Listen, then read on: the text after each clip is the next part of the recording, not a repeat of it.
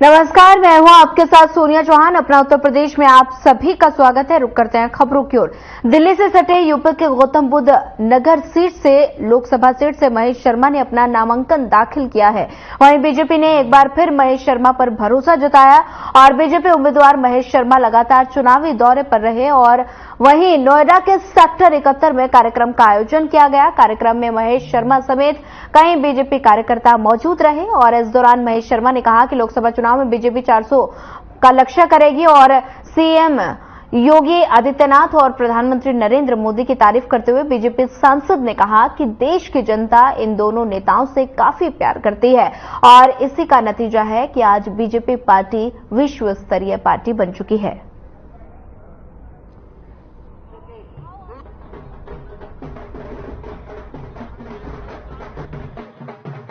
लगातार लोकसभा चुनाव को लेकर सभी पार्टियां जोरों शोरों से अपनी तैयारी में जुटी हैं और हमारे साथ मौजूदा उम्मीदवार बीजेपी उम्मीदवार महेश शर्मा जी, बता दें कि हमारे साथ खास मेहमान हमारे साथ जुड़ गए हैं। महेश शर्मा जी, लगातार बीजेपी 400 पार का नारा दे रही है, क्या लगता है कि इस बार नारा बीजेपी सरकार ये 400 पार का नारा आंकड़ा ये छू पाएगी? क्या लगता है, कैसे देखते हैं?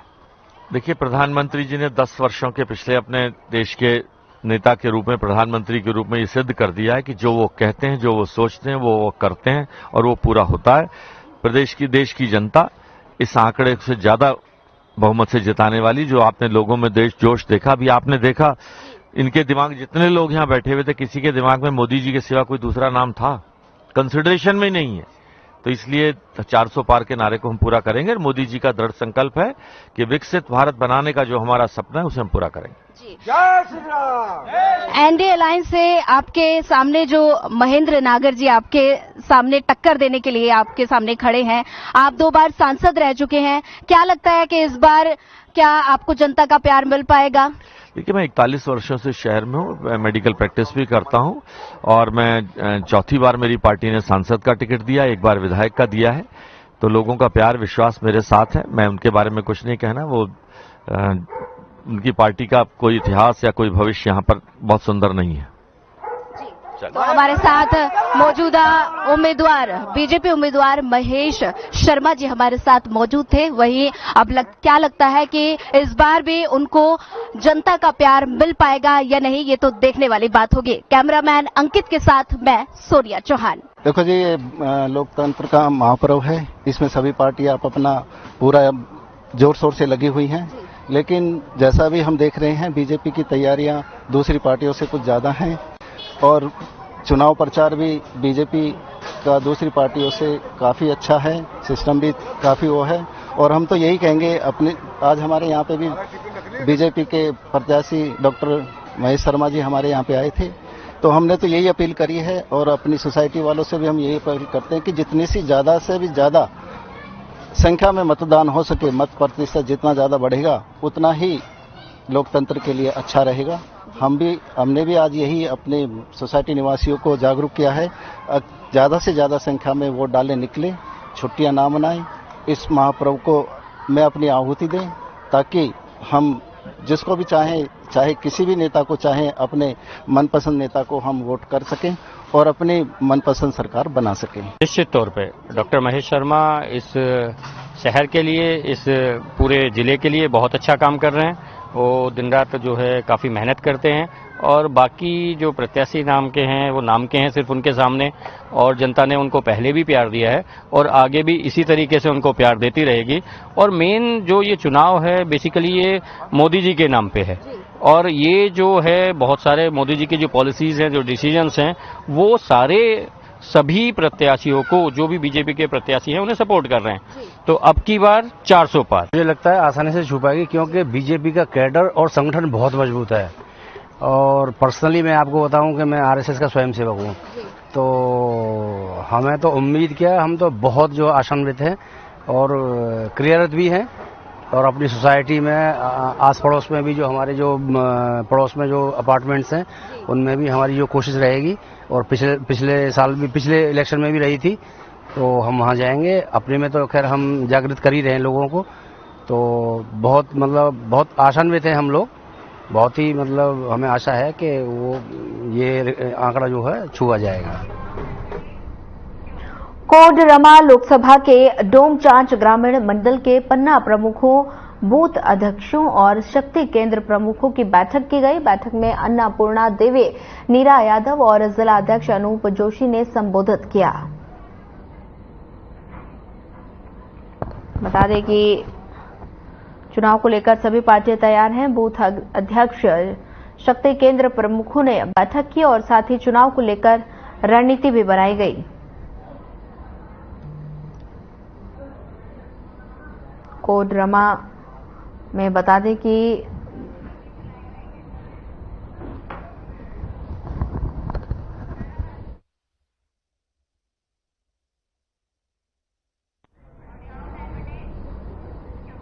भरतपुर लोकसभा क्षेत्र में जनसभा आयोजित की गई, जिसमें सीएम ने जनता को संबोधित किया। क्या कुछ कहा सीएम योगी ने, आइए आपको सुनाते हैं।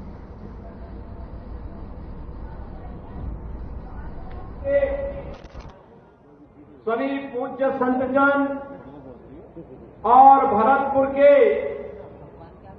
लोकसभा क्षेत्र के बेर विधानसभा क्षेत्र में उपस्थित मेरे सभी उपस्थित बहनों और भाइयों, आप सबको राम राम सा।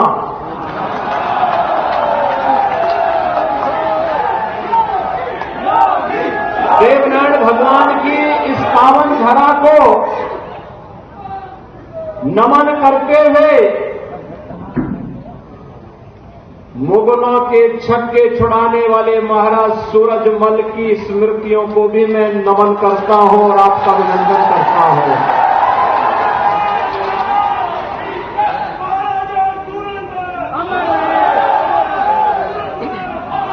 हम लोग कितनी समृद्ध विरासत के उत्तराधिकारी हैं। महाराज सूरजमल ने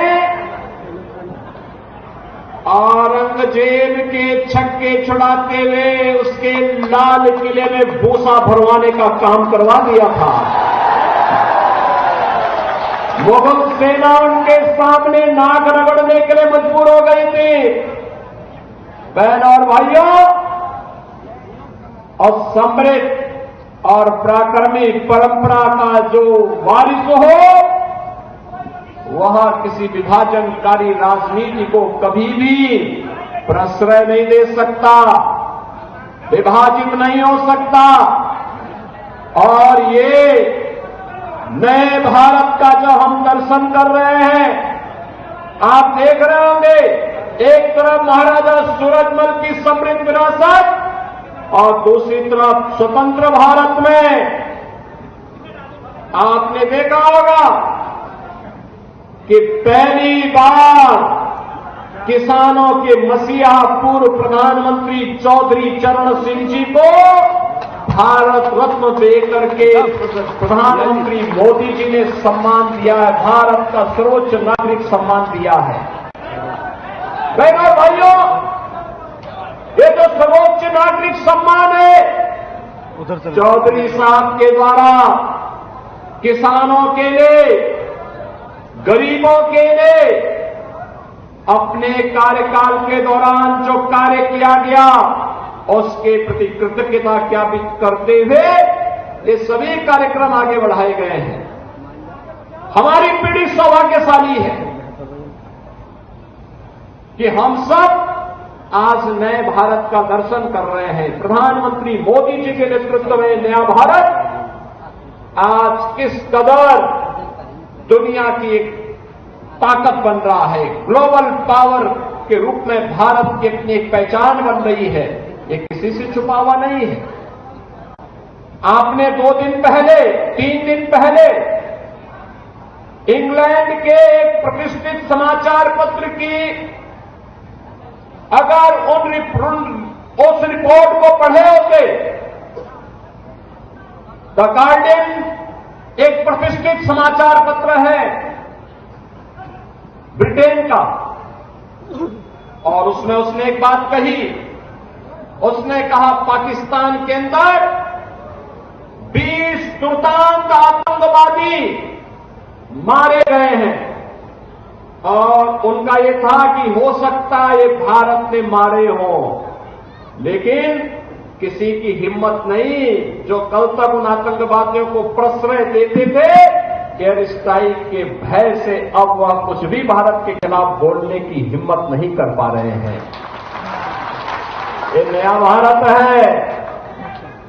द गार्डियन की रिपोर्ट का और स्रोत का आधार क्या है हम नहीं जानते, लेकिन बहनों और भाइयों, ये नया भारत है, अपने नागरिकों को सुरक्षा देना भी जानता है, अपनी सीमाओं की सुरक्षा करना भी जानता है। और अगर कोई सीमा की सुरक्षा में सेंध लगाने का दुस्साहस करता है तो केवल राजस्थान में राम राम शाह ही नहीं करते, आतंकवादियों और अपराधियों का राम राम सत्य भी करने का काम करना चाहते हैं। बहनों और भाइयों, ये नया भारत है। मोदी जी के नेतृत्व में दुनिया के अंदर भारत का सम्मान बढ़ा है। आज भारत का नागरिक कोई भी जाता है, दुनिया के अंदर उसका सम्मान होता है। सीमाएं सुरक्षित हैं, नक्सलवाद, उग्रवाद और आतंकवाद समाप्त हुआ है। 1952 में कांग्रेस ने एक दंश दिया था देश को कश्मीर में धारा 370 के रूप में। यह आतंकवाद की जड़ थी। प्रधानमंत्री मोदी जी ने, गृह मंत्री अमित शाह जी ने आतंकवाद के इस दंश को सदैव के लिए उखाड़ करके समाप्त कर दिया। कश्मीर में धारा 370 समाप्त, पत्थरबाजी समाप्त। अब भारत की सीमाओं के अंदर कोई आतंकवाद को प्रश्रय नहीं दे पाएगा, नक्सलवाद को प्रश्रय नहीं दे पाएगा। नहीं तो कांग्रेस के लोग बेदम रहते थे, कुछ भी नहीं कर पाते थे, घुटने टेकते थे।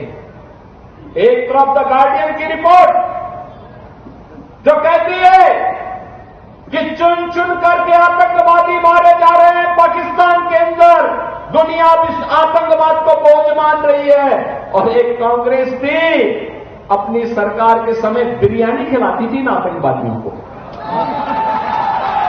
आप मुझे बताओ कि आतंकवादी मारे जाने चाहिए कि नहीं मारे जाने चाहिए? ये समाज के बोझ हैं, सबकी सुरक्षा के लिए खतरा है। और कांग्रेस गरीबों को भूखों मारती थी और आतंकवादियों को बिरयानी खिलाती थी। ये इनके हाथ थे। और मोदी जी तो 80 करोड़ गरीबों को फ्री में राशन दे रहे हैं, पिछले 4 साल से दे रहे हैं और अगले 5 साल तक लगातार देंगे।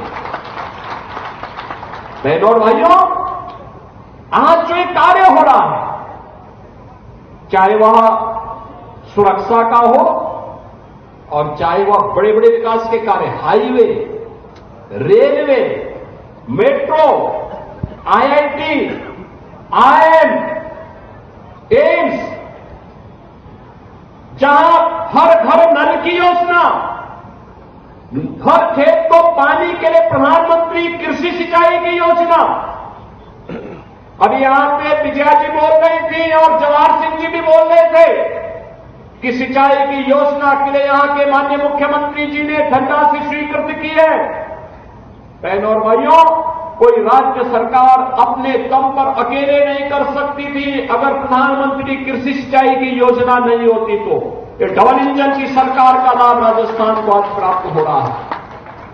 और इसीलिए क्योंकि मुख्यमंत्री के रूप में मैं पिछले 7 वर्षों से उत्तर प्रदेश में काम कर रहा हूं, पार्टी ने मुझे अवसर दिया है, मैं जानता हूं डबल इंजन की सरकार होगी तो डबल नहीं, ट्रिपल स्पीड से हम जनता जनार्दन की सेवा भी कर पाएंगे, सुरक्षा भी दे पाएंगे।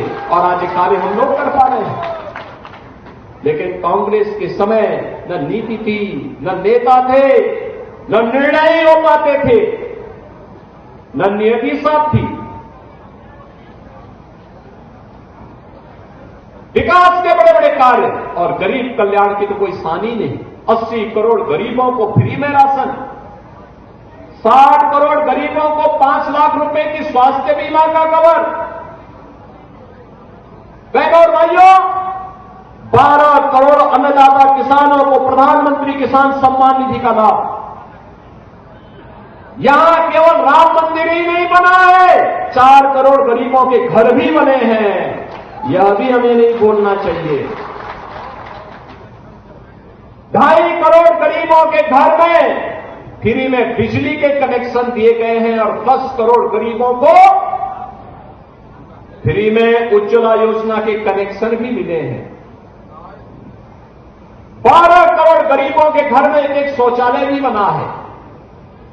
नौजवानों के लिए स्टार्टअप और स्टैंडअप की योजना है, उनके रोजगार की योजनाएं, पीएम विश्वकर्मा और ओडीओपी की योजनाएं, ये सभी भारतीय जनता पार्टी की सरकार की देन है।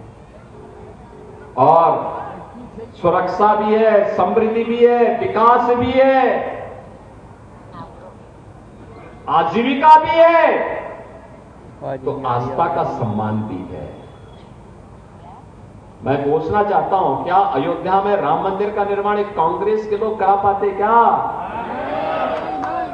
ये तो बोलते थे राम हुए ही नहीं, ये बोलते हैं राम हुए ही नहीं।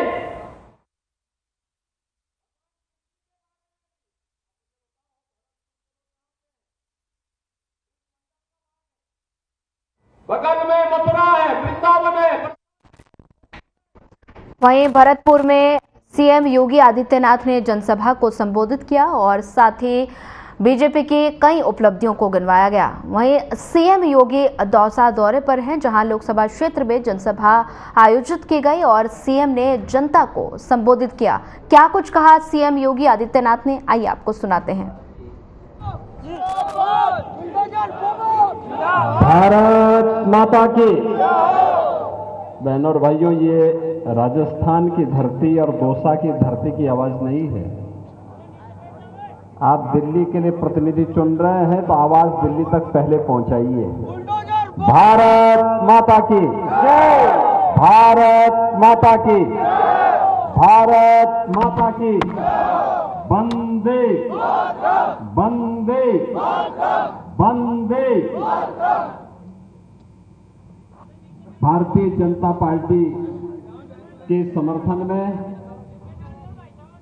लोकसभा दौसा के इस लाल स्पॉट में आयोजित आज के इस सभा में मंच पर उपस्थित राजस्थान सरकार के लोकप्रिय मंत्री माननीय श्री कन्हैयालाल मीणा जी, करोड़ीलाल मीणा जी, पूर्व केंद्रीय मंत्री और वर्तमान में राजस्थान में सरकार के कैबिनेट मंत्री श्री राज्यवर्धन सिंह राठौर जी, इस क्षेत्र के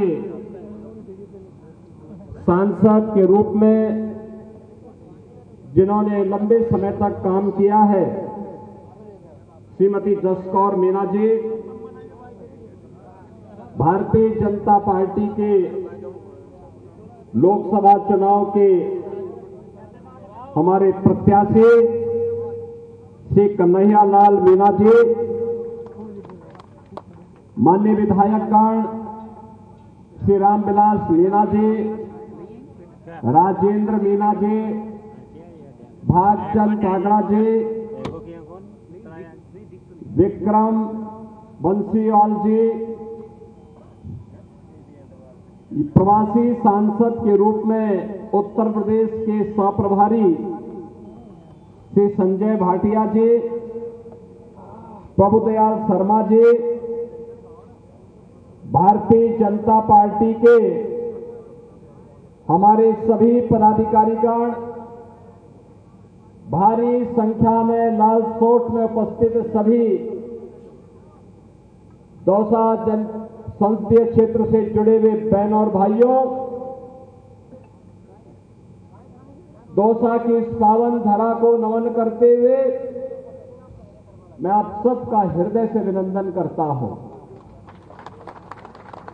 बहनों और भाइयों, मैं आपका अभिनंदन इसलिए भी करता हूं, विधानसभा चुनाव में मैं आया था,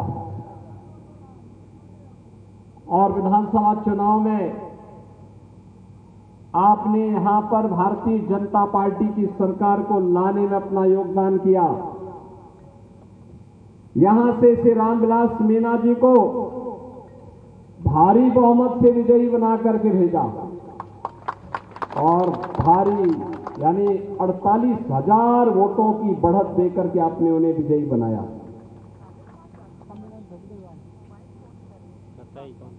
आठ में से 5 विधानसभा सीटों पर भारतीय जनता पार्टी का कमल खिलाने का काम किया और राजस्थान में श्री भजनलाल शर्मा जी के नेतृत्व में डबल इंजन सरकार को बनाने का काम किया। इसके लिए मैं आप सबका हृदय से अभिनंदन करता हूं। बहनों और भाइयों, 2024 का लोकसभा का चुनाव चल रहा है। 18वीं लोकसभा है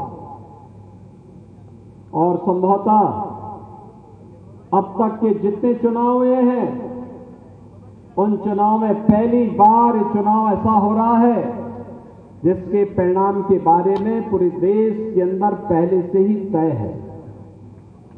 लोग पहले से ही मान चुके हैं कि मोदी जी के नेतृत्व में फिर से भारतीय जनता पार्टी नेतृत्व की एनडीए की सरकार बनने वाली है। लोग आश्वस्त हैं। उत्तर, दक्षिण, पूरब, पश्चिम, पूरे देश के अंदर हम लोग जा रहे हैं। हर ओर एक ही आवाज है और वो आवाज है कि फिर एक बार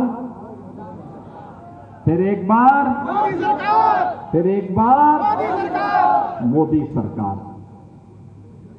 ये जो मोदी सरकार की चर्चा है ये अचानक नहीं है। ये भारतीय समाज की वह अभिव्यक्ति है जो मोदी जी ने 10 वर्ष के लिए अंदर देश को दिया है। उसके प्रति कृतज्ञता ज्ञापित करने के लिए देश की जनता जनार्दन मोदी। वहीं दौसा में मुख्यमंत्री योगी आदित्यनाथ ने जनसभा को संबोधित किया और साथ ही मतदान करने के लिए सभी लोगों को जागरूक किया। वहीं सीकर लोकसभा क्षेत्र में जनसभा आयोजित की गई। सीएम योगी आदित्यनाथ ने जनसभा में शिरकत की और साथ ही जनता को अपना संबोधन भी दिया। बता दें कि सीकर लोकसभा क्षेत्र में आयोजित जनसभा और साथ ही सीएम योगी आदित्यनाथ ने जनसभा को संबोधित किया और जनता को अपना संबोधन भी दिया। वहीं फिलहाल इस बुलेटिन में इतना ही। ज्यादा खबरों के लिए बने रहिए हमारे साथ। नमस्कार।